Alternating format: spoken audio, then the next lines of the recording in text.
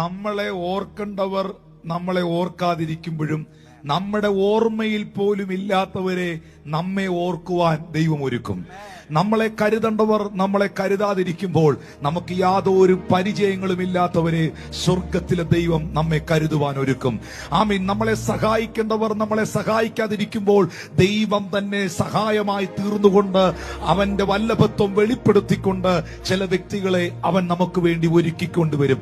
എല്ലാം ദൈവം എടുത്ത് കളയിലെ. പ്രിയപ്പെട്ടവരെ, എന്നെ കാണുന്ന കേൾക്കുന്ന പ്രിയ ദൈവജനത്തെ നോക്കി സ്വർഗത്തിലെ ദൈവം പറയുന്നു, നിങ്ങളുടെ നന്മയ്ക്കായി ആരെയെങ്കിലുമൊക്കെ ദൈവം ഒരുക്കും. നിങ്ങളെ സഹായിക്കുവാൻ ആരെയെങ്കിലുമൊക്കെ ദൈവം ഒരുക്കും. നിങ്ങളെ കരുതുവാൻ ആരെയെങ്കിലുമൊക്കെ നിങ്ങൾ ഒരുക്കും. ഏലിയാവ് പ്രതീക്ഷിച്ച ഒരു മനുഷ്യനുമല്ല ഏലിയാവിന് അപ്പവും ഇറച്ചിയും കൊണ്ട് കൊടുത്തത്.